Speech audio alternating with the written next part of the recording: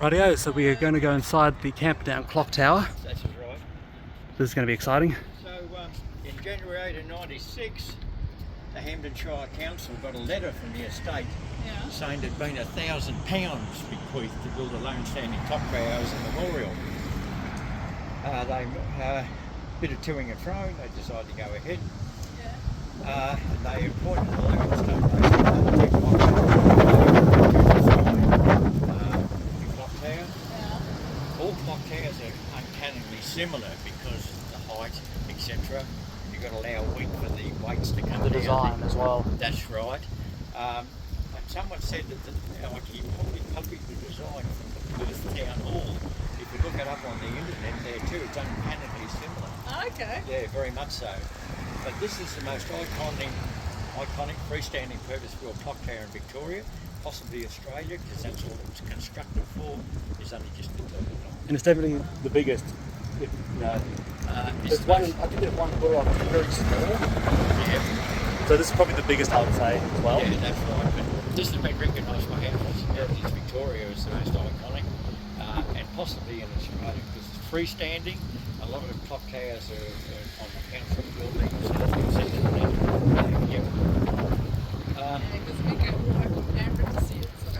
Oh, have you? Yeah, I actually want to see the hammers moving. So Yes, that's fine. What time is it now? Yeah, we'll be up there at 12 o'clock. Yeah. Yeah, you'll be able to see everything going on. Yeah. When they dug down, they went down about a metre, they found a very solid rock basalt barrier. Possibly a lava flow. Put the bluestone foundations onto that. And I think in sorry to interrupt. Yeah, go on. I think in cartoons they often consider this whole tower as like one whole room. But truth be told, there's chambers, I believe. Like they're separate, separate rooms as you go up. Yes, it's about 4 landings. Yeah. Yeah. Stairs are quite narrow. The bricks all come from Melbourne by they're made by Hoffman Brick Company at Dawson Street in Brunswick. The whole building is 2.5 to 3 bricks thick, no reinforcement, all English Flemish bricklaying, and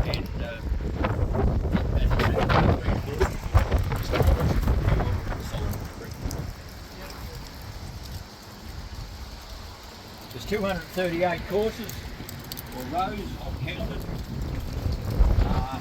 several times to confirm. The bottom course alone has nearly 600 bricks in it. Wow. And I reckon there's better than 150,000, 200,000 bricks in the whole. The bricks were brought up by rail.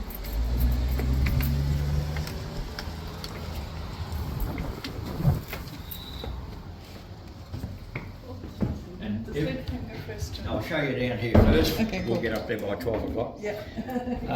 Everything's all original. It's still operated by weights. Yeah.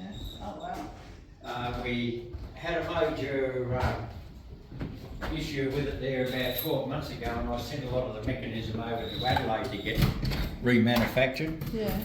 And when I rang the bloke, like I've got it. If you have a look up there, you'll see about 62 feet, 18 metres. Wow. And 3 lots of weights.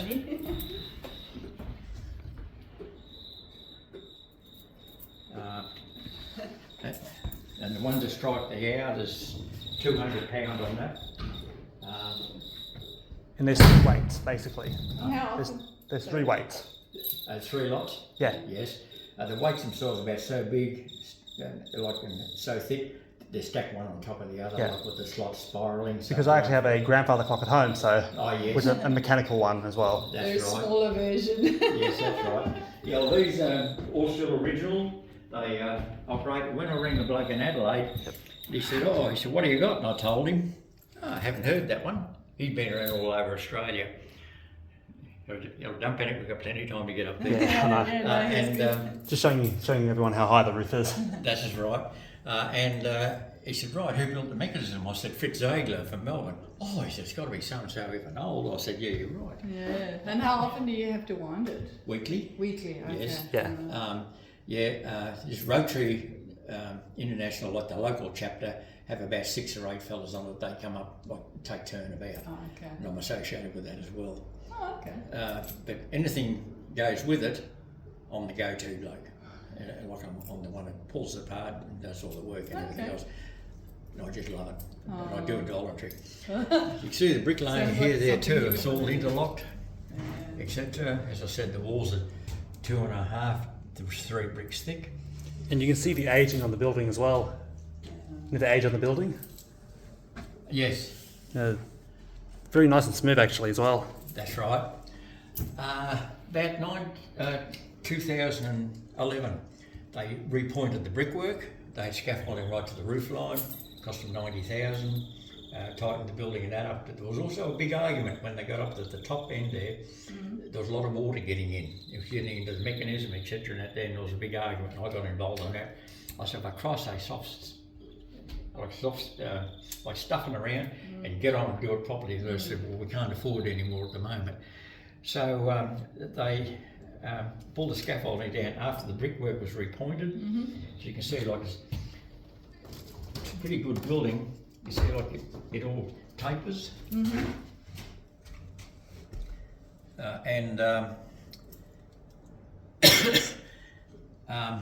So like they decided they cut their losses at the time. So like they actually pulled the scaffolding down and they applied to Heritage Victoria like for help on it because they said it could cost anything up to $500,000. Like in a small municipality like this, they said it was a bit unfair. So eventually, after about 10 years, Heritage Victoria come good with 200,000. So it cost 424,000 to rebuild it. They put a new copper roof on. 1953, they replaced the slate tiles on it, actually with a copper roof. But they had blokes on boson chairs and just ropes swinging on, like just steeple jacks. They'd done a pretty good job, like, but water was still getting in, so they decided to go all out, all hog, like put a new roof on, all copper. This was in 2018. The dials were actually stuffed, if you don't mind the language. They had holes in them and that sort of thing there too, and there was a big argument about that. Now the blokes had done the restoration, Adobe restoration in Melbourne, actually wanted their mates to build the dials down there, like we vetoed that.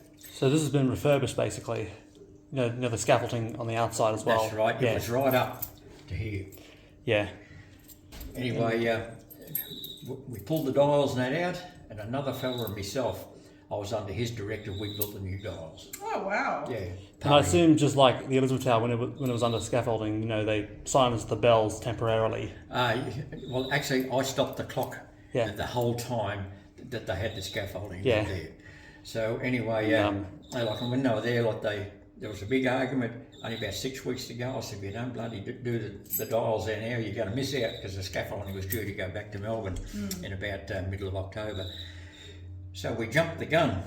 We started making them. It's too late, we're making them. So anyway, they finished up like their steel. There was an argument. We wanted to build them out of stainless, and some smart ass said, you can't paint stainless. Rubbish.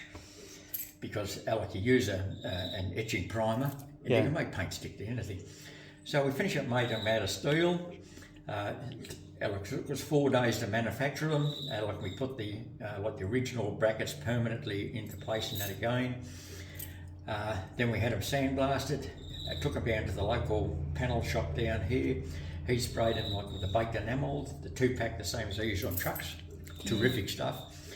And the local sign writer, he spent 9 days painting all the numerals. He done a terrific job. Wow. And these are Roman numerals, like you said. That's correct. Yeah. It's quite a common, language of numbers. That's right. In most clock towers here, so. That's right. Anyway, we can start moving up. Yep. Now remind me later, I've got something to tell you about Roman numerals. I'll let you go up first. No, you can go first. Okay. Just take your time. Now the first landing there too, we didn't know where the stained glass windows were made, and a woman came along there from Geelong. She said, oh, this stained glass was made in Geelong. Ah. At the Geelong Glass Works. So we assumed that the windows were made down there. Yeah. So we've been pretty happy with that since. Everything's original, but there's the odd paint or two has been changed over because the youth is in there throwing crayons, Yeah. throwing stuff through the windows and all that Oh, sort of that's thing. terrible. So, yeah. Now the belfry is right above us, isn't it? That's correct. Oh, they're very pretty. So they're all original. They are pretty.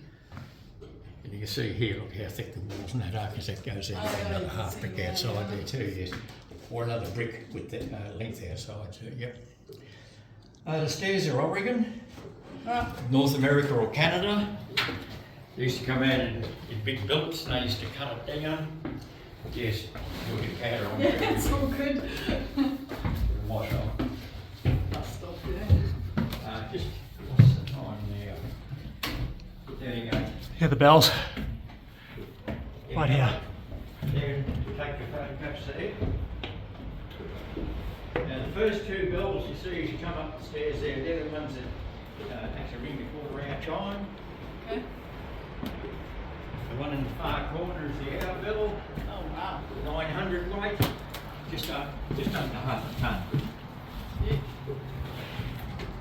See there, Whitechapel Bell Foundry. That's the same as our bells. Yeah. Yeah, these were made in the same foundry, Big Ben in London. Yeah. At Mears and Stonebank at Whitechapel. Big Ben in London weighs 13.5 tonne. The original one weighs 16.5. It was made at Ripplegate. Yeah. I've given a demonstration in the forecourt of Parliament. They used a 600-pound hammer and split it. Oh, wow. So they finished up, had to break it down and redo it. Yep. It was done by Mears and Stonebank. They were given a demo and put another crack in it. Oh, no. But anyway, they decided to leave it because it had a slight off-tone ring, and they've repaired that in their recent restoration of the whole thing. There, about 5-6 years ago. Yeah. Yep. I see that. That is pretty The steep. time you leave ground level to where you actually get up there through the doors and up the work. Oh, it's better than Big Ben. It's got 300. 300. It's got 330, I believe. Yeah. And here it is.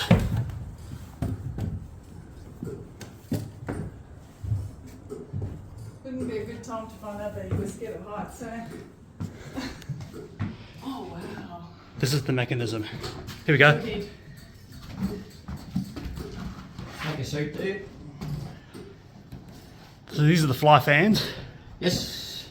Let me get past on it. Touch everything. The cables that connect the bells to the... Take those out so you can get a bit of shock without the glare on the glass. Yeah. Fly fans. Yep. That's the chime side, ding dong. The hour strike. Yep. If you never had them, it'd be ding dong, crash. Yeah. When I started here about 20 years ago, someone had turned those on an angle, there was no resistance.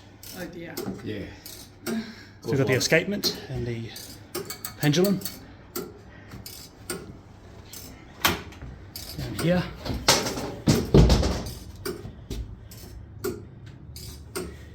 At the rate of a beat of 1.5 seconds a beat.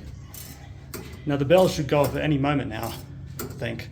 At least before the 12 o'clock, yeah. Yeah, for 11:41 plus 43 seconds. So it'll be good, it'll be good to see, see the fly fans in action, I suppose. That's right. Just to show how it all works. On that side, and when we come round to 12 o'clock, we'll go around the other side. If you're not in a hurry. No, we're not in a hurry. So the boss says.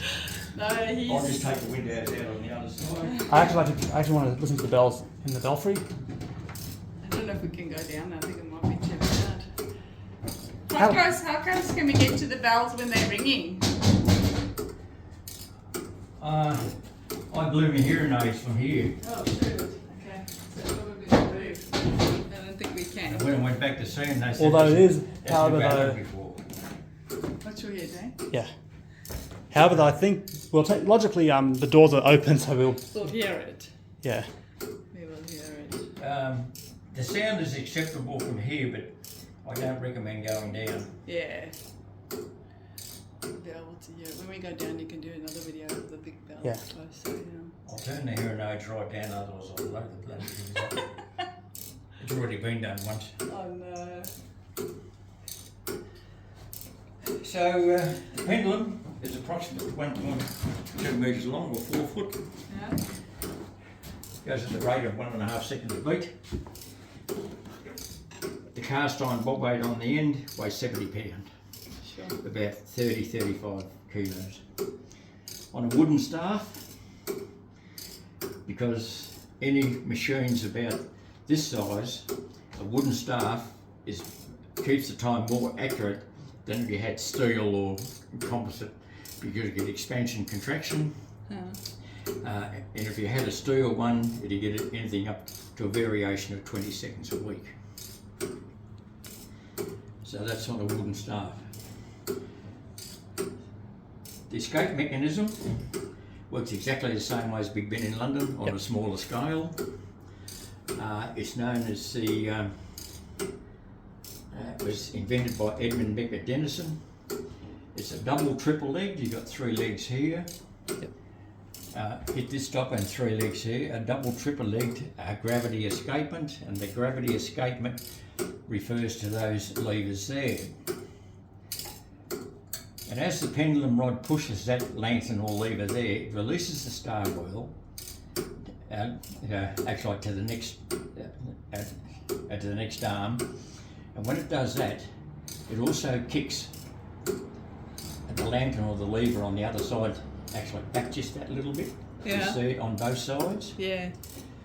And it's just that little bit of extra kick, the offset weight through here, and the little bit of extra kick is just enough to keep that 70 pound swinging. Okay. Big Ben in London works exactly the same way. Oh wow. But was invented by Edmund Becker Denison, Lord Brimcombe. He belonged to the House of Lords. He was also a barrister. And Here we go.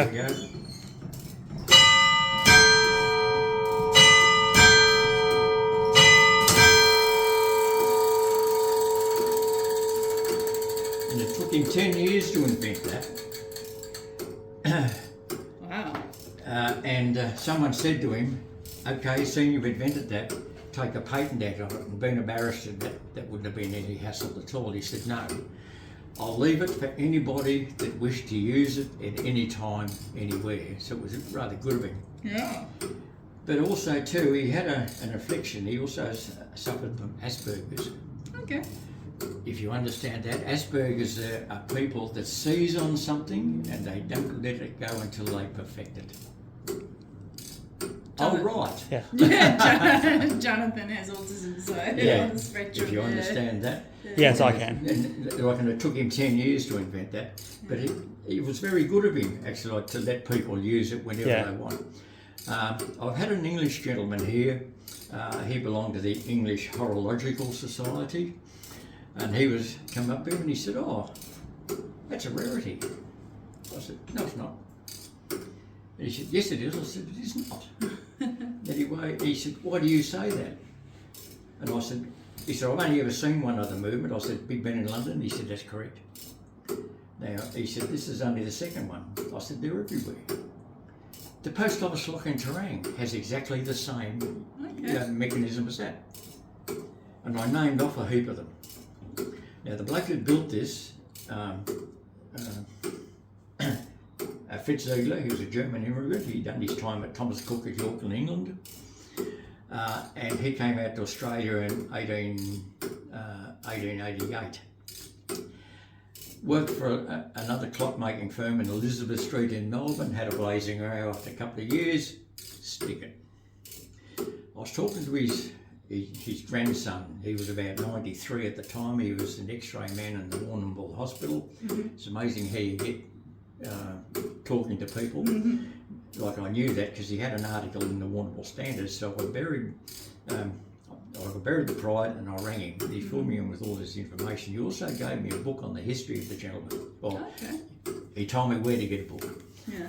So anyway, this other gentleman, as he was in the Horological Society, he said that mechanism not not very, it's rare. I said, no, it's bloody not. I said, they're everywhere, and I named off a heap of them. So anyway, and he said, oh, it's not as rare as I thought. I said, no. I said, because Fritz Ziegler went ahead and used all these.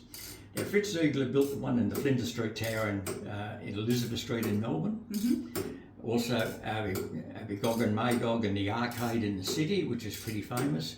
Hawthorne Town Hall, but he built them all over Australia, and this is one of those larger units. Yeah. It's getting ready to strike the hour. And he also made single dial units for post office and town halls. This is the 79th build that he made. And number 80 is a smaller unit in a municipal town hall in Port Fairy, of all places, and number 81 is a small unit similar in the old post office in the main street of Koroit, of all places. Wow. Even though I can't really go down there and listen to it myself, but what I can do... Oh no, this is the 39th build. In this one? If you see on the dial there, it's got number 39 planted on. This is the 39th build he made out of something like 80 odd units Australia-wide. Oh, wow. And there's the manufacturer name, I believe. The people who made it. No. Oh yeah, what's Gaunt's Clock and Watchmakers, you've probably heard, actually won the contracted supply. They tried their hand at making a few clocks but couldn't make them at a profit, so they outsourced it to Ziegler. Ziegler made a lot of clocks. Now, if he'd have won the contract to do it, he would have planted Ziegler on the dial. But seeing he didn't win the contract, he was a gentleman and didn't do that. So but it was definitely made by Ziegler. I had a lady and a gentleman come up here too. They said, we don't know where it was. He said, but my grandfather, he said, was working for a bloke, he said, making clocks in Melbourne. He said, and the last clock he worked on was the one in Camperdown. I said, right, your grandfather would have been working on this. Oh, wow. Must be amazing to find out that your family history has exactly right. So like he that, finished up, he said, where can I get the book on him? And I told him where, and he rang me back later and he said, yes, he said, I've got the book, and he said, very interesting. I said, your grandfather's probably in amongst the photos here somewhere. He said, probably, yeah. Thanks, Johnny. It's a bit hot chocolate. Oops, sorry. That's all right. The house wound up every week.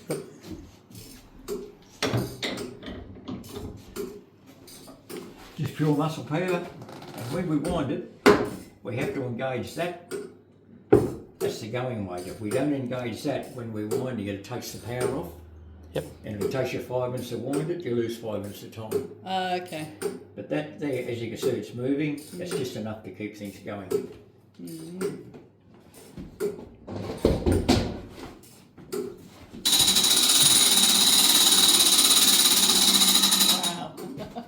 have a wind if you like? I'll see. Do you want to give it a one? Yep. For sure. The other side so you can see me. Okay, I'll give it a couple of turns. Yep.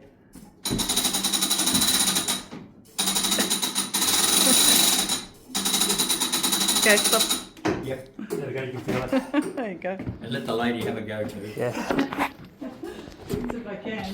I see why you do these in turns. You're pulling about 90 kilos Yeah. up there. Yeah. Cool. You're about 90 pounds. I've forgotten. You're about 90 kilos. Wow, that's crazy. 180 pounds. You're about 90 kilos. You got 200 pound on here, but that's easier with the smaller lever because it's geared down 3 to 1. The same with the chime socket on the other side. The gears, as I said, the gears are gunmetal, and we had trouble keeping it going, keeping the chimes going at one stage. Where are we?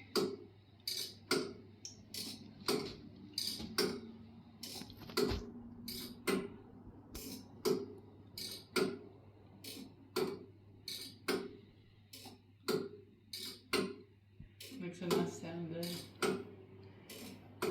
It's very peaceful in It here. is very peaceful. Until the bells ring. Yeah.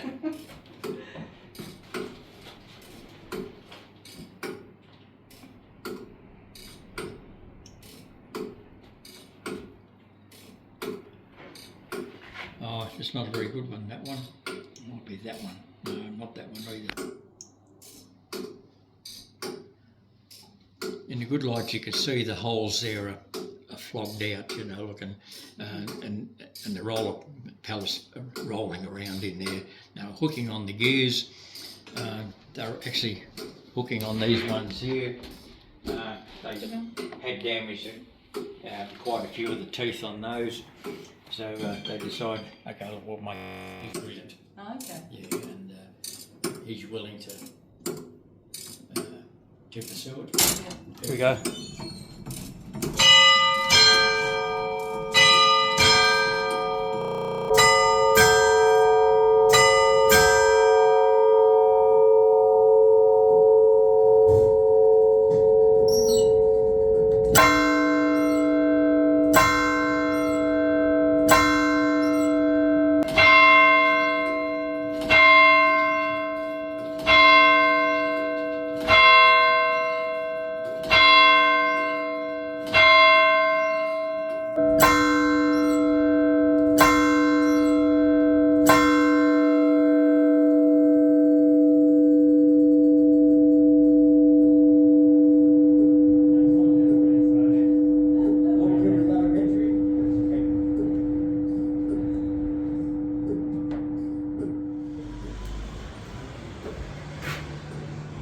These are made by Whitechapel. As you can see there. That's the hammer you just saw moving. Yeah.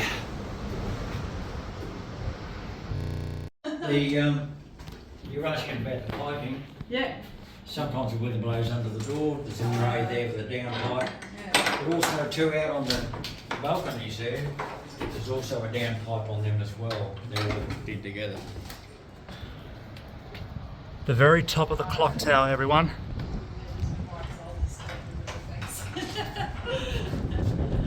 The very top. It's awesome, eh, Johnny? The gentleman who designed this, Michael Conway Cave, who's a local stonemason turned architect. He designed all the hotels here. And above us is the spire as well. Yeah, we don't come up there. Yeah. No, we don't It's all But we can see it from up here. We have from a where gentleman yeah. that goes up there, Anzac Day, Australia Day, and all this, and puts the flag up for us. Oh, okay. Yeah. Scrambles up through the manhole at the top there. And he's clearly not scared of heights. But you can see, obviously I don't have any intent, obviously, but you can see the spire, which looks very nice from the inside. Yeah. So that's the wood that holds up the metal, I'm pretty sure of it. Yeah. So the, is it cast iron, I think you said it was? Pardon? Was it cast iron or Uh, the spire slabs? The spire, The roof. the roof. What's it made of? no, it's all timber, Yep. and it's covered in copper. Copper. Oh, copper, yeah. Copper, yeah, that's correct. One of the many substances used to make bells in the times. That's right. Yeah. The gentleman that goes on It's getting a little bit difficult to get through the manhole up there. The small church up there. He said, I'll send you up this little bus. I'll stay in I've been up there a couple of times. But when you go up Yeah, it's beautiful. places like that inside, So yeah, I'll see you guys in a bit. So yeah, that's the clock tower tour in Camperdown. Big shout out to John, the clock tower's clock keeper, timekeeper. And yeah, hope you guys enjoyed, and I'll see you guys in the next episode. Goodbye.